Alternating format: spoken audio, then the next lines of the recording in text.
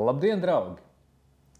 Neatkarīgi no tā, vai ārā ir ziema, vasara, līst lietus, sniegs vai spīd saulīte, aiz loga vienmēr ir koksnes gadsimts. Tas ir fakts, kas ir tikpat neapšaubāms kā tas, ka Latvija ir mežu zeme, un mežs tas ir mūsu zaļais zelts. Mūsu nācijai ar mežu ir ļoti ciešas kultūras saiknes, mežs ir vienmēr bijusi mūsu dzīves telpa, un mežs ir bijis mūsu nācijas ekonomikas stūrakmens. Par mežu, par zaļo zeltu šodien studijā Latvijas Valsts mežzinātnes institūta Silava vadošais pētnieks Āris Jansons. Sveiks! Sveiks, Āri!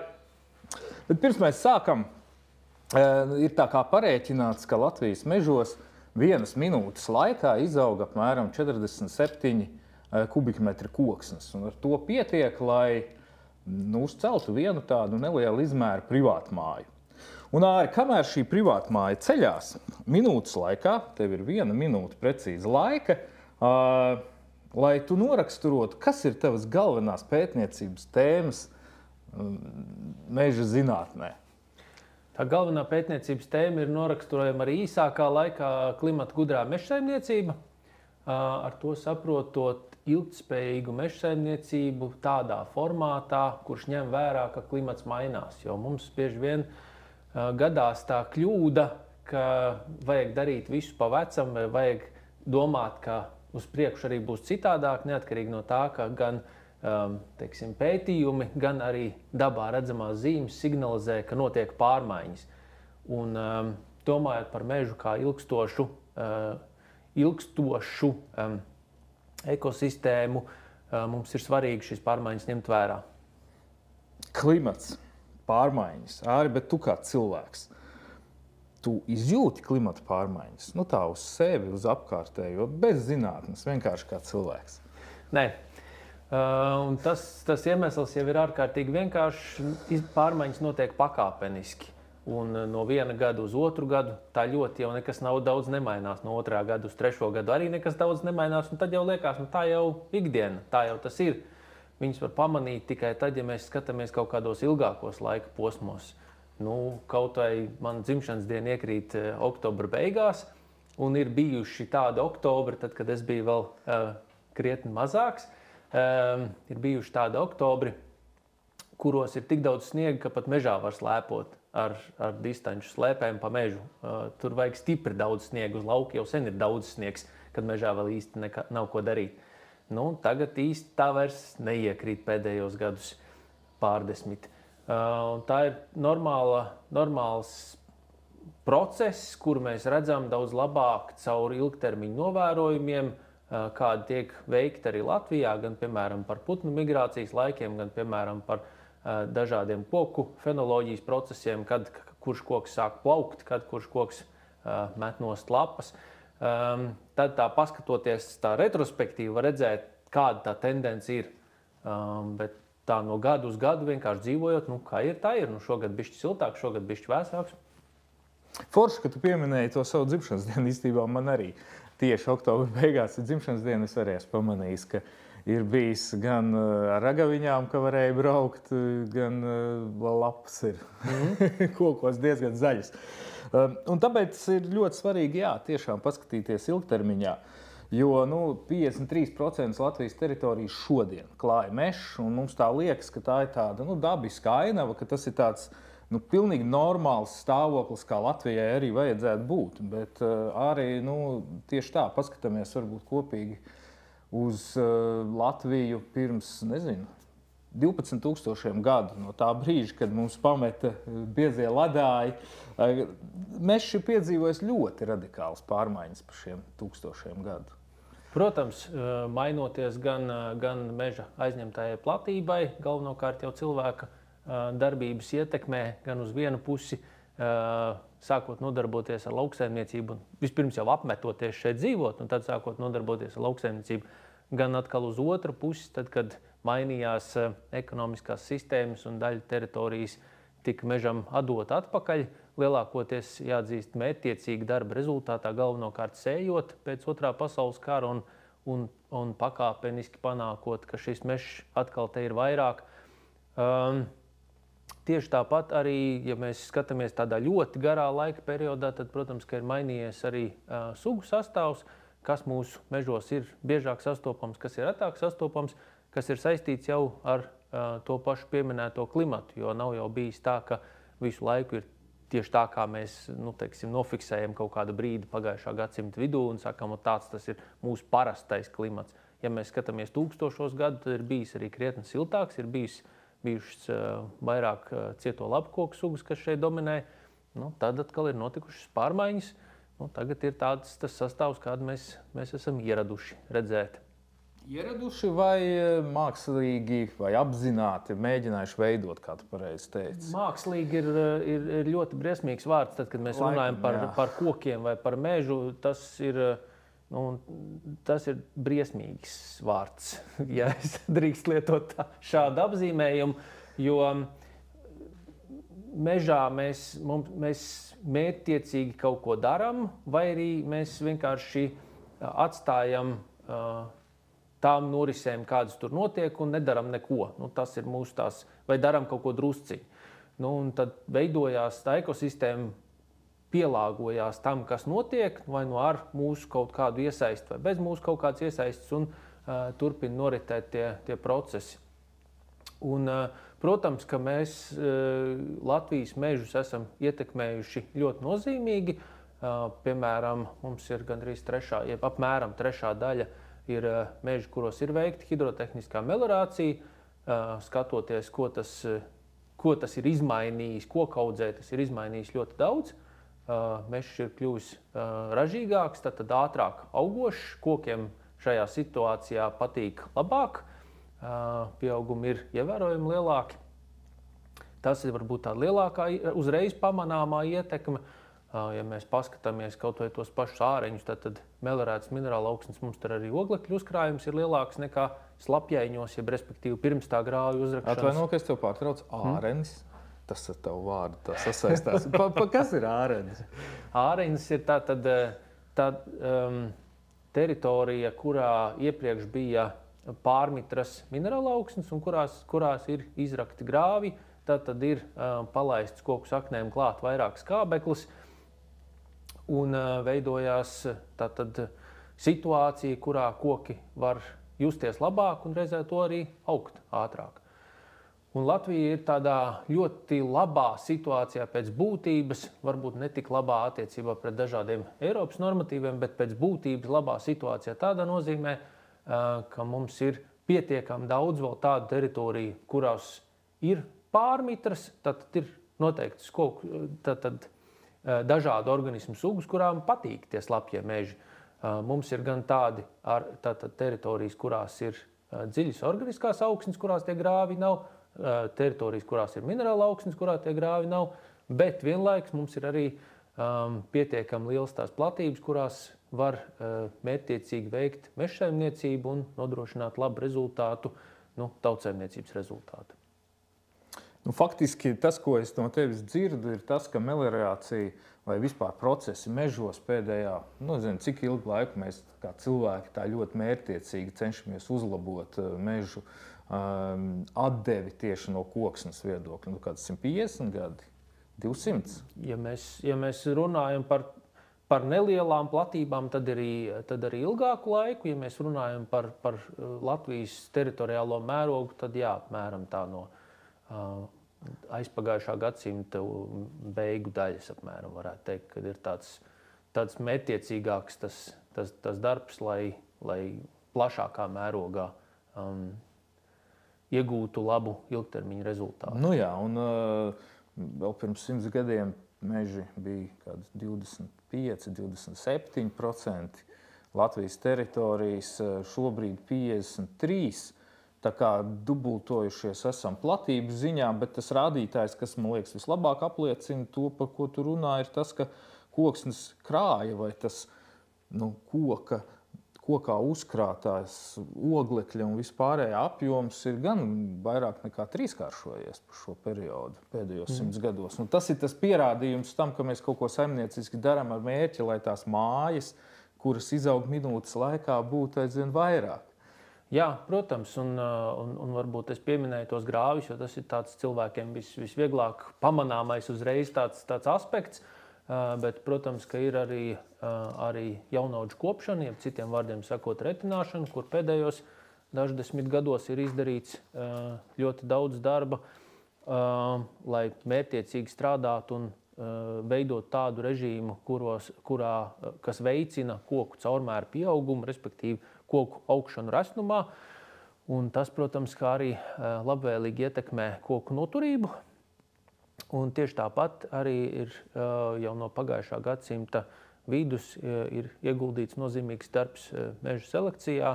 Tātad pa visu Latvijas teritoriju ir meklēti nevis tur 5 vai 10, bet tūkstošiem koku, kuri ir tādi, kādus mēs vēlētos redzēt savos mežos, visā Latvijas teritorijā sameklēti, un tad viņiem ir rīkots pārbaudes, tad, lai saprastu, vai tas koks tiešām ir labs, vai viņš tikai maskējās, ka ir labs.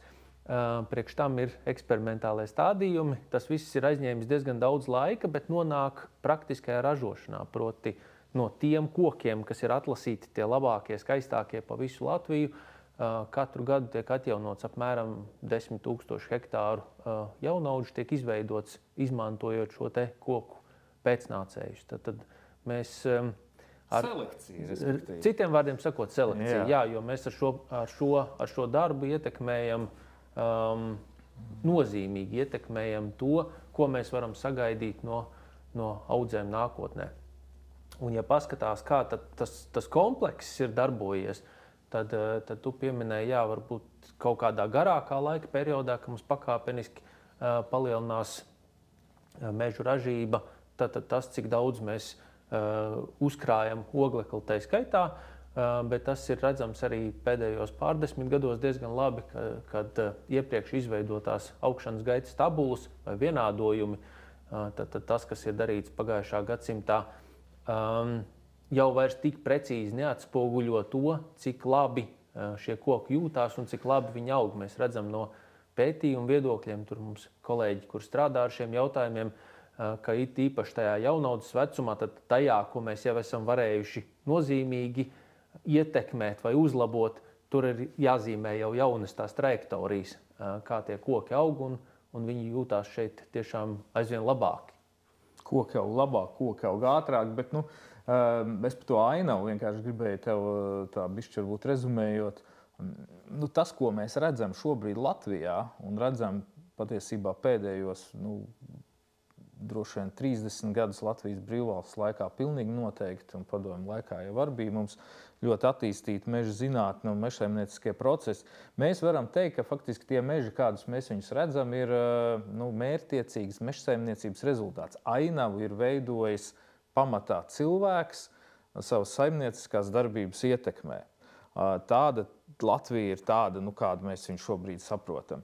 Bet kā tad būtu tā Latvija, kas tad būtu tā saucamā dabiskā Latvijas ainava?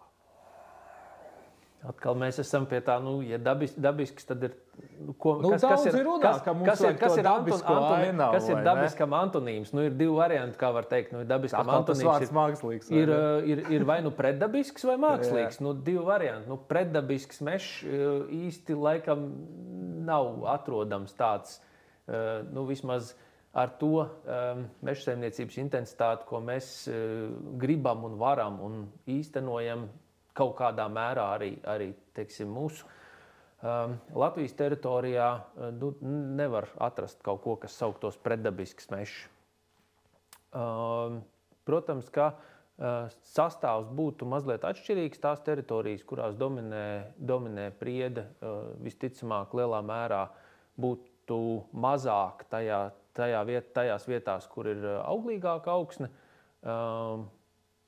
Citās vietās, tur, kur ir smilšainas, tās pašas kāpu malas vai tādas vietas, vai purvainas, tur jau, protams, ka nekas cits nebūtu. Egli varbūt būtu nedaudz mazāk, visticamāk drusku atšķirīgā veidā tā ekosistēma darbotos. Kaut kādas izmaiņas būtu, protams, ja cilvēka saimnieciskā darbība vispār mežos nenotiktu. tas, kas ir lielākās izmaiņas, ko mēs varētu sagaidīt, ir tas, ka tas ir nevis tik daudz attiecībā pret mežu kā ekosistēmu vai tām sugām, kurām tas ir mājas, bet attiecībā pret tautsēmniecību.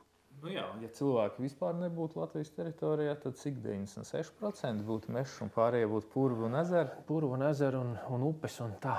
Nu jā, tā kā mežs ir tas dabiskais stāvoklis, uz kuru auglīgā zeme Latvijā tiecas pat par sevi, bet mūsu cilvēku mērķis jau, protams, ir izaudzēt gan pārtiku, gan veidot infrastruktūru, gan arī mērķtiecīgi saimniekot. Un patiesībā ar mežu šobrīd, ar to zaļo zeltu, ko mēs saprotam ar mežu, mēs jau abstrahējoties varbūt no ainavas, abstrahējoties varbūt no šīm ekosistēmu pakalpojumiem, ko mežs sniedz, mēs jau patiesībā tagad paralēli tādai klasiskai koksnes produktu ieguvēji domājam arī tādā divu cilvēku eksistencei un vispār planētas pastāvēšanai vitāli svarīgu gāzu kontekstā. Tad mēs runājam par skābekli un mēs runājam par CO2. Tas, ka mežs ražo skābekli, tur laikam daudz šaubu nav. Lielākais varbūt tas jautājums arī, es saprotu, jums zinātniekiem ir par to, kā tad mežs un šī te CO2 aprite atmosfērā korelē un ko mēs kā cilvēki, veicot kaut kādu mērķtiecīgu mežsaimniecību, varam uzlabot. Jo klimats savā ziņā daļai mainās arī tāpēc, ka tas CO2 mums tomēr ir drusku pa daudz no fosilējiem resursiem sapūsts gaisā. Ja. Un no tās vietas varbūt arī vajadzētu sākt to sarunu, pa laikam viņi sāks kaut kā jocīgi, ko te jūs tur mežā darat. Patiesībā viņai vienmēr ir jāsākas ar to, no kurienes tas klimats mainās. Kāpēc viņš mainās? Viņš mainās tāpēc, ka fosīlie resursi nonāk no dziļiem zemes slāņiem atmosfērā. Tātad tas ogleklis, kurš tur ir noglabāts dažus miljonus gadu, tagad pēkšņi vairs nav tur noglabāts. Un, protams, kā maina atmosfēras procesus. Tātad pirmais, ja mēs kaut ko gribam izmainīt, mums ir jāmazina tā plūsma no tiem dziļajiem slāņiem augšā. Tieši tāpat, kā ja jums mājās pēkšņi ir aplūdus grīda, tad pirmais, ko jūs darat, jau nav nemeties meklēt lupatu, jūs vispirms aizgriežat to krānu ciet, no kura tas ūdens nāk ārā, lai nenāk vēl klāt. Un pēc tam sākt meklēt kaut kādas lupatas un kaut ko darīt, kaut ko citu. Jā. Un mums tā iespēja aizgriezt to krānu, mums tā pilnīgi nav, tāpēc, ka mums visiem vajag kaut kā pārvietoties, kaut kur dzīvot un kaut kādos daudzumos fosīlo resursu mēs izmantosim arī pārskatāmā nākotnē.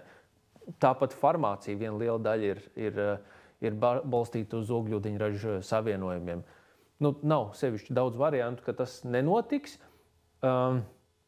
Ja drīkst iestarpināt āri, bet man liekas, ka te tā labā ziņa tomēr ir tā, ka tā pati nafta, viņa jau arī nav nekas cits kā biomasa, kas ir bijusi pirms 300 vai varbūt vairāk miljoniem gadu te izaugusi uz Zemes un vienkārši ģeoloģisku laika un spiediena pārmaiņu rezultātā ir izveidojusies par to melno substanci, kur mēs pazīstam kā fosīlo izrakteni.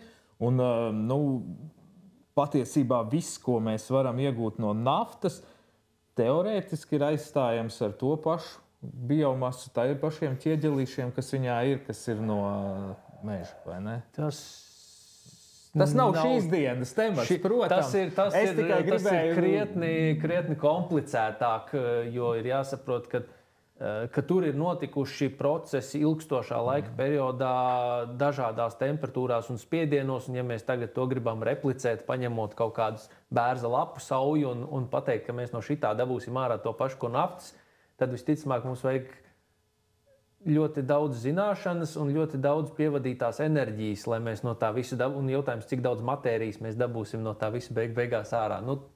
Tas varbūt ir citas diskusijas. Tas noteikti ir citas diskusijas temats. Iespējams arī ar citiem speciālistiem, kas Bet es par to krānu, tas ir tas krāns, Jā, kuru mēs lēnām aizgriežot, varētu teorētiski arī neatgriezties akmens laikmetā, pazaudējot iespēju braukt ar mašīnām, pazaudējot iespējas, iegūt tos pašus materiālus, kurus mēs iegūstam no naftas, bet varbūt tagad par tām lupatām. Jā, bet tā ka mēs saprotam, ka mums tas naftas sadaļa būs jebkurā gadījumā, vismaz pārskatāmā nākotnē, viņi būs pavisam noteikti. Tas nozīmē, ka mums vajag iespējami lielāko lupatu. Un tas, kur tā lupata ir atrasta, vai kur mēs skaidri saprotam, ka viņi eksistē, tas ir meža ekosistēma, jeb precīzāk mērķtiecīga mežsaimnieciskā darbība. Jāsaprot, ka mērvienība tam, cik daudz mēs ar mežu varam palīdzēt šīs problēmas novēršanai, nav kopējais uzkrājums kaut kādā platībā, tas ir uzkrājums laika vienībā. Jūs ļoti labi saprotat, ja tagad ir tas slapjums ir pa to istabu, un tas krāns vēl, viņš ir piegriezts jau ciet, bet tomēr tur kaut kas visu laiku pil. Tad ir skaidrs, ka tikpat ātri vajag mēģināt viņu dabūt ārā. Nav jau svarīgi, cik liela tā lupata ir kopumā, bet lai laika vienībā mums visu laiku ir kaut kas, kas viņu pumpē ārā. Varbūt labāks salīdzinājums ir nevis lupata, bet sūknītis. Mums vajag tādu sūknīti, un tur ir svarīgs, kāds ir pieaugums. Mēs jau sarunas sākumā pieminējām, ka veiktajām tām darbībām, pārnesot zināšanas praksē, mēs esam spējuši panākt, ka koki aug labāk. Mums vajag spēt panākt, ka viņi aug vēl drusku labāk, jo mums ir svarīgs pienesums laika vienībā. Un uzkrājums tajā sistēmā, kas ir stādīts, ja mērķtiecīgi audzēts mežs, viņš nevar būt bezgalīgs. Ir kaut kāds brīdis, kad mums ir jāpaņem un jāizgriež viņu kaut kur ārā. Tu vienkārši piesūti ar ūdeni un viņu vairāk neuzņem. Arī mežs, sasniedzot kaut kādu zināmu dabisko stāvokli, viņā tikpat, cik tas CO2 tiek piesaistīts, tik tiek atbrīvots. Viņa tāda nulle bilance, tā teikt. Un tad ir svarīgi, kur mēs izgriežam. Mēs negribam aiziet ar to savu lupatu tagad pie kaimiņu un izgriezt viņam uz grīdas. Tad, nav īsti jēgas. Tā var iedzīvoties tikai nepatikšanās. Mēs viņu gribam nolikt kaut kur viņai ir iespējami derīga tas pielietojums, un kur viņi neplūst atpakaļ. Tas ūdens arī uz mūsu pusi netek apakaļ vairāk. Vismaz tik ātri. Vismaz tik ātri. Un tad priekš tam ir koksnes produkti. Koksnes produkti ar iespējami ilgu dzīves ciklu, kuros tad var noglabāt to, ko mēs esam spējuši no atmosfēras piesaistīt. Tad noglabāt uz ilgāku laiku, iespējami pārdomāt, izmantojot to izaugušo koku, un tādā veidā arī panākot, ka iespējami maz kas, jeb lēni, nonāk atpakaļ tai atmosfērā no piesaistītā oglekļa. Respektīvi, lai mazliet rezumētu, tad sanāk tā, ka patiesībā tas mīts, varbūt, kas arī cilvēkiem ir, ka pietiek ar to, ka mēs tikai stādīsim mežus un meži vienkārši būs, tas galīgi nav risinājums klimata problēmu kontekstā. Nē, tas ir diezgan liela daļa no risinājuma. Tas vienkārši nav viss risinājums. Ir pateikts pirmā puse no teikuma, ir jāpasaka arī otrā puse no teikuma, jo tas, ka mēs stādīsim, šobrīd arī ir aktualizētais klimata pārmaiņu mazināšanas plāns Latvijas, kur apmežošanai ir diezgan nozīmīga loma atvēlēta tajā stāstā. Mums ir ko apmežot? To jums droši vien ne man jāvaicā, vai mums ir ko apmežot. Tas, protams, ka ir izvēles attiecībā uz to, ko mēs darām ar saviem zemes resursiem. Vienīgais resurss, kas mums nemainās, ir teritorijas platība. Teritorijas platība mums ir tāda, kāda ir. Tad jautājums, kā mēs viņu izmantojam, vai mēs šeit atvēlam vairāk lauksaimniecībai, varbūt kaut kādas mazproduktīvās teritorijas atvēlam vairāk mežsaimnieciskām vajadzībām. Tas ir izšķiršanās jautājums, tas ir politiku jautājums. Mēs domājam arī par tomēr dabas aizsardzības platībām, kurās mēs it kā cenšamies varbūt arī ar Eiropas uzstādījumiem tā kā nesaimniekot vispār. Jā, vai nesaimniekot vispār, vai saimniekot ar tādu pieeju, kas veicina to vērtību veidošanos, dabas aizsardzības jomā svarīgo vērtību veidošanos.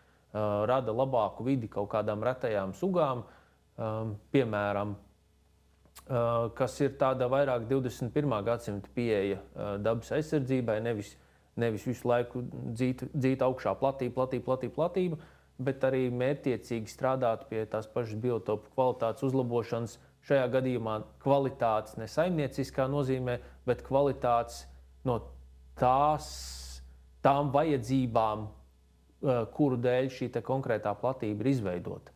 Vai tas būtu liela dimensija kritāls, kuras ir vajadzīgas daudziem saprofītiskiem organismiem, vai tā būtu kādas citas kvalitātes vai stabila mikrovide.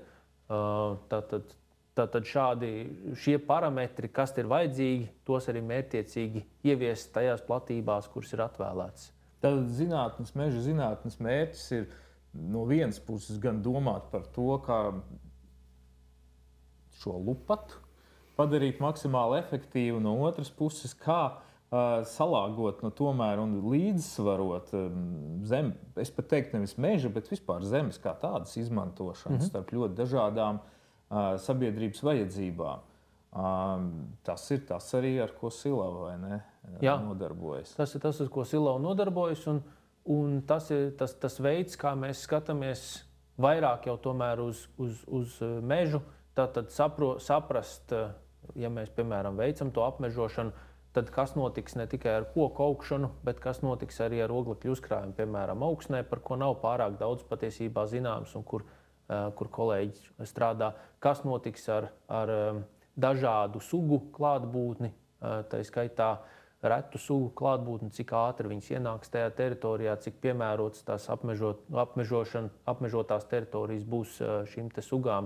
Piemēram, aputeksnētāji tagad tie kukaiņu grupa, ja tā drīkst izteikties nezinātniski, ir tādi, kas ir šobrīd svarīgi un izaicinoši Eiropas mērogā.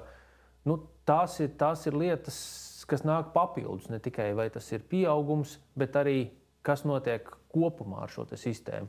Un arī kā vislabāk sabalansēt dažādas tās intereses meža masīvu mērogā, jo mēs pa laikam gan jāatzīst, ir tā tendence, ka mēs kaut kā nociklējamies tā kā klapis uz acīm. Pāri meža masīvs tas ir daži tūkstoši hektāru lielā teritorijā. Nevis ieciklējamies, ka mums tagad šitajā te mazajā pleķītī, kur Latvijā audzes platība ir drusku zem 2 hektāriem vidējā, tad meža audzes tā saucās, ka šitajā mazajā pleķītī mums vajag pilnīgi visu. Mums tur vajag mājas dzenim, tur vēl kaut kādas šitādas 3 sunu sugas mums vajag, tad vēl nakts violu, un tad vēl vajag arī, lai tur pieaugums ir maksimālais. Un vismaz 2 koku sugas mums tur vajag šitajā katrā mazā pleķītī. Jā, un es vēl gribu dzīvot tur blakus, un man nevajag, lai man izpostu tagad to skatu, kāds man ir bijis pēdējos 15 gadus pa logu. Arī tas vēl. Lūk, un viss tajā vienā mazā, bet mums ir tas, kas ir svarīgi saprast to kopumu. Šādā te ainavas līmenī, kad te mums ir izvietotas pašas svarīgākās, piemēram, vides aizsardzības teritorijas, augstvērtīgi meža biotopi, mājas mazajam ērglim, tāds ir tas tīklojums, tad sugām, kurām ir svarīga tā netraucētība, tad viņām ir kur dzīvot, tad ir kaut kādas vietas, kur mēs saimniekojam varbūt pakāpeniskāk ar zemāku intensitāti, un tad ir kaut kādas teritorijas, kurās mēs strādājam maksimāli intensīvi, lai nodrošinātu jau pieminēto plūdu novēršanu, proti to oglekļu uzkrāšanu un pārnesi uz produktiem, iespējami labākajā veidā. Tātad sabalansējot to meža masīvu līmenī. Meža masīvu līmenī, un tātad faktiski ir kaut kādas zonas, kuras tomēr mums ir jāatvēl primāri saimnieciskai darbībai, ar to saprotot nevis vienkārši tikai šo te koksnes kaut kādu mērķtiecīgo iegūvu, bet arī domājot par to, ka šī koksne un tie resursi, kurus mēs iegūstam tālāk pārvēršam produktos, ir tā ilgtermiņa lupata, kura patiesībā mazina arī to ietekmi uz klimatu. Jā, un to teiksim, norāda ne tikai mūsu rezultāti, bet arī Eiropas Meža institūts savācot gaišākos prātus pa Eiropu kopā un mēģinot saprast, kā vai radīt konceptu, kā tad mēs veicināsim to bioloģisko daudzveidību Eiropas mežos kopumā, arī ir nonācis pie tādas slēdziena, ka svarīgi ir tas tā saucamais triādes princips. proti, ka ir teritorijas, kuras ir pilnīgi bez saimnieciskās darbības vai ar darbībām, kuru mērķis ir uzlabot bioloģiskās daudzveidības rādītājs, un vienlaikus otrā tai spektra galā tieši tikpat svarīgi ir arī teritorijas, kuras ir fokusētas tikai uz koksni kā atjaunojamo resursu, kurš ir svarīgs teiksim, tautsaimniecībai un pēc kuras patiesībā pieprasījums nepārtraukti pieaug. Un tad pa vidu ir tāda mērenāka, jeb ekstensīva apsaimniekošana, apmēram tas, ko mēs saprotam šobrīd ar lielākajā daļā gadījumu saprotam ar šī brīža Latvijas pieeju mežsaimniecībai. Tātad ir svarīgs viss tas spektrs, jo nevar ignorēt saimniecības vajadzības, tad būs lielāks spiediens arī uz to dabas aizsardzības sadaļu. Tātad ir jāatrod tas veids, kā viņus līdzsvarot, kas ir labi tad ne tikai cilvēkam, bet arī cilvēkam no teiksim, ekonomisku resursu iegūs viedokļa, bet arī cilvēkam no vides viedokļa. Jā. Mēs te tagad nonākam pie tā, ka patiesībā teiksim, tajā vietā, kur mums vajadzētu saimniekot tomēr pietiekami intensīvi, tas mērķis ir iegūt to ražu tajā brīdī, kad koksnes pieaugums ir sasniedzis savu maksimumu. Un kad viņam tā līkne tālāk jau sāk iet uz leju un tā pieauguma temps samazinās, tad būtu loģiski jāiegūst resursi. Un tas sakrīt faktiski arī ar to brīdi, kad arī tā mežaudze pārstāja pilnvērtīgi funkcionēt kā oglekļa piesaiste vai CO2 absorbents. Nē. Viņš nesakrīt. Tas sakrīt ar to brīdi, kad samazinās oglekļa uzkrāšanās laika vienībā. Viņa nepārstāja, viņa nepazūd kā tāda, viņa vienkārši samazinās. Tātad tā efektivitāte, tas sūklīts vai tā lupata ir jau diezgan pilna, tad viņi var uzsūkt mazāk laika vienībā. Bet nav tā, ka tas jau, ka teiksim, mēs piedzīvotu kaut kādu, ka nenotiktu vispār tā uzkrāšanās. Tā nav, viņa nav tik efektīva vairs. Un tāpēc mēs gribam maksimizēt no konkrētās dotās ierobežotās platības laika vienībā iegūstamo rezultātu. Jā, un Āri, ieskatīsimies varbūt tagad nedaudz nākotnē.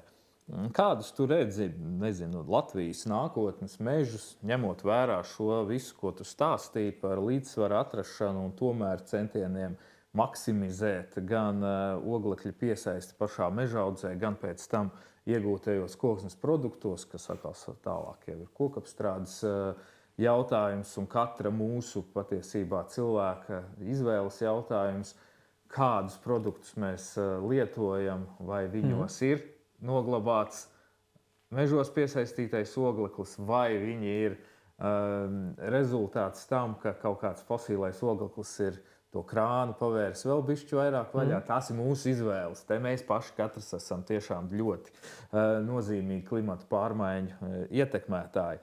Bet attiecībā uz mežu un mežsaimniecību, tad kas ir tie galvenie varbūt nākotnes meža elementi, kādus tu saskati? Kāds izskatīsies Latvijas nākotnes mežs, teiksim, 2100. gadā? No pirmā acu uzmetiena vai braucot pa šosei ar automašīnu, lai ar ko viņu darbinātu tajā 2100. gadā, es domāju, ka viņš neizskatīsies ārkārtīgi atšķirīgs. Es pat ceru, ka viņš neizskatīsies ārkārtīgi atšķirīgs, jo ja viņš būs pilnāks ar beigtiem kokiem, tad tas visticamāk nozīmēs, ka mēs ap šito laiku būsim izdarījuši kādas lielas kļūdas, kuru dēļ tas mežs nebūs tik pielāgoties spējīgs nākotnes klimatam, tad vairāk cietīs no dažādu klimata ekstrēmu ietekmes, tad būs vairāk mirstoši koki. Ja mēs šobrīd izdarīsim savu darbu labi, strādāsim mērķiecīgi ar tām teritorijām, kurās mežsaimniecība ir kā saimnieciskās darbības nozare, un domāsim arī caur selekciju, kā mēs ienesam iekšā iesaistam genotipus, kas ir labāk pielāgoti vai labāk pielāgoties spējīgi ar plašāku tolerances intervālu tiem klimata ekstrēmiem, ko mēs sagaidām nākotnē, tad mēs varam cerēt, ka mežs izskatīsies diezgan līdzīgi, proti viss būs zaļš, nevis brūns. Tā kā šobrīd egļu mežaudzes? Šobrīd egļu mežaudzes, jāatzīst, ir nevis tā laika mežsaimnieku kļūda, bet galvenokārt šī laika politikas kļūda, proti, vai kaut kāda viņa kombinācija, proti tajā laikā stādot lielas daļas šīs teritorijas, ko mēs tagad saucam par mazproduktīvām vai neproduktīvām egļu audzēm, un kurās arī mēs redzam visvairāk tās problēmas, bija arī domāts, ka viņas audzēs kādus 40, 50 gadus un tad zāģēs nost. Bet tad nomainījās likumdošana, un tagad pēkšņi izrādās, ka viņām ir jāaug vēl 30 gadus. Un tā sistēma tāda, kā viņa bija izveidota, viņa patiesībā labi sasniedza savu mērķi, bet atdūrās patiesībā pret politiku, pret likumdošanu. Un drusku es gribētu teikt, ka atdūrās arī pret klimata pārmaiņām, jo galu galā tomēr paliekot siltākam, tas pats draņķim izgrauzes var, kā saka, izliksdot vairāk reižu gadā nekā iepriekš. Jā, protams, arī daļai pret to. Un tas ir tīri faktori, kurus mēs redzam darbībā un kurus ir jāņem vērā nākotnē, plānojot, kā tad mēs ar šo koku sugu strādāsim. Jo nav tā, ka mums tagad, tas ir atkal otrs grāvis, ir kaut kāda daļa meža īpašnieku, kurš šobrīd saka, egli viss vairāk, nevajag, pārāk riskanti. Manuprāt, tas ir otrs grāvis, tāpēc, ka egli ir šim reģionam piemērot koku suga. Neviens klimata pārmaiņu modelis nesaka, ka mums eglei te vajadzētu vispār pazust. Pēkšņi kaut kas vispār nederēs, bet ir skaidrs, ka viņi ir jutīga pret virkni faktoru, tā skaitā tiem pašiem garākiem sausuma periodiem. Tas pats izgrauzes mums ir. Tad arī pret vēja ietekmi viņi ir relatīvi jutīgāk, kā piemēram priede vai bērs.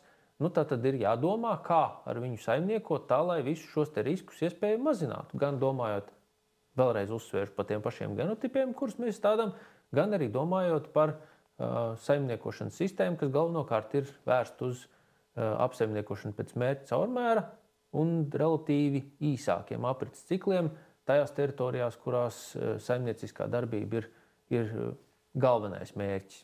Tad saimniekošana pēc mērķa caurmēra nozīmē vienkāršākiem vārdiem sakot to, ka mēs nevis sagaidām kaut kādu ailītē ierakstītu visām teritorijām pilnīgi vienādu vecumu, pēc kura neatkarīgi no tā, kas tajā mežā ir noticis vai nav, tagad mēs varam tur tā kā iet un iegūt koksni, bet tas tomēr ir tā kā mērķtiecīgi panākt, lai kaut kāds konkrēts koku vidējais resnums tiktu sasniegts pēc iespējas īsākā laikā. Jā.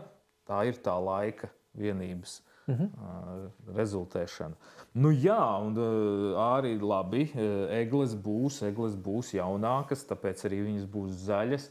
Būs arī kādas citas šodien Latvijas ainavā, tā kā vēl maz pazīstamas koku sugas, kā tev liekas? Tas ir ļoti stipri atkarīgs no lēmumiem, kādi tiks pieņemti.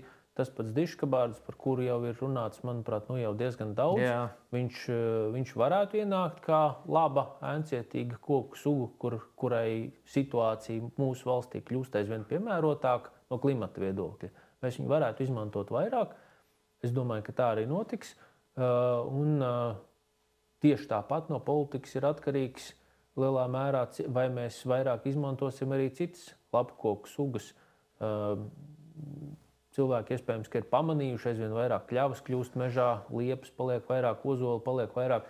Mums ir jāsaprot, cik lielā mērā saimnieciskā mežā viņiem ir nākotne, kur ir viņa nākotne, un kā mēs varam līdzsvarot tās saimnieciskās un aizsardzības intereses. Jo šobrīd jau vietām arī cilvēkiem, šajā brīdī domājot cilvēku grupu, kas ir meža īpašnieki, varbūt šur tur pat baidās vairāk atstāt šīs te sugas, domājot, ja es viņas te atstāšu, un tad pēc pārdesmit gadiem man tagad būs biotops, un es vispār neko vairs nevarēšu darīt. Manuprāt, tā ir viena absurda situācija, kuru ir jāmēģina novērst visiem spēkiem, proti 21. gadsimta pieeja vides aizsardzībai ir strādāt kopā ar meža īpašnieku, nevis pret meža īpašnieku. Un tad tas rezultāts arī labāk sanāk, jo nav jau slikti atstāt vēl kādu papildus koku, piemēram, un vienlaikus arī veicināt caur šādu pieeju to, ka tiek strādāts arī ar citām koku sugām, ne tikai tām, kas mums ir dominējošās. Ja mēs pieņemsim pareizus, atbildīgus uz nākotni vērstus lēmumus, droši vien arī mežu platība būs palielinājusies pēc 100 gadiem kopējā, Jā. es domāju. Jā, kopējā. Cik mēs varam vēl pieaudzēt klāt? 10%, 15%?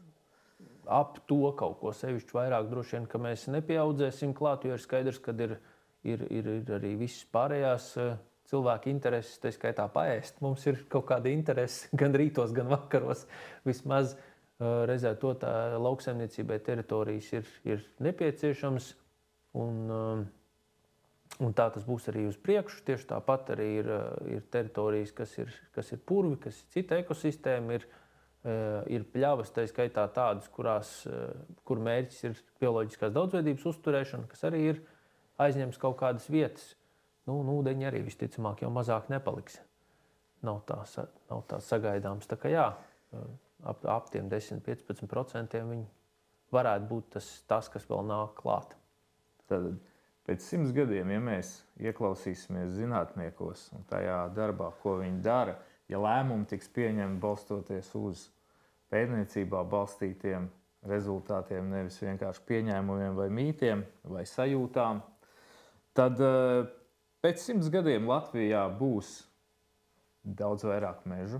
Latvija būs tikpat zaļa, tad tuksnesis mums nedraud. Un visdrīzāk, ja mēs pieņemsim, ka 21. gadsimtā dabas aizsardzība ir nevis pret, bet par, un dabas aizsardzība ir nevis aizliegt, bet izglītot, kopā mācīties un kopā ar zemes īpašnieku iet uz visiem saprotamiem, pieņemamiem mērķiem, tad visdrīzāk pēc 100 gadiem vai 2100. gadā mēs dzīvosim vienā brīnišķīgā, joprojām ļoti zaļā valstī, kur zaļais zelts būs ne tikai ainava, būs ne tikai kultūra, kas ir neatņemama no mums, tā būs mūsu joprojām dzīves vide, un viņa dos resursu, kas palīdzēs vēl vairāk nodrošināt šo lupatas efektu tajās klimata pārmaiņās, kuras, neizbēgami mēs piedzīvojam 21. gadsimtā. Tāpēc, mīļie draugi, 21. gadsimts ir koksnes gadsimts. Paldies, Āri! Jā, paldies! Noteikti tiksimies ar tevi vēl kādā citā raidījuma ierakstā, jo tēmas mēs šodien apskatījām, man liekas, ārkārtīgi virspusēji, un katrā no tām, var teikt, frāzē un teikumā mēs varētu iet vēl dziļāk un dziļāk iekšā, ko mēs arī darīsim. Tāpēc sekojiet koksnes gadsimtam, sekojiet mūsu podkastam.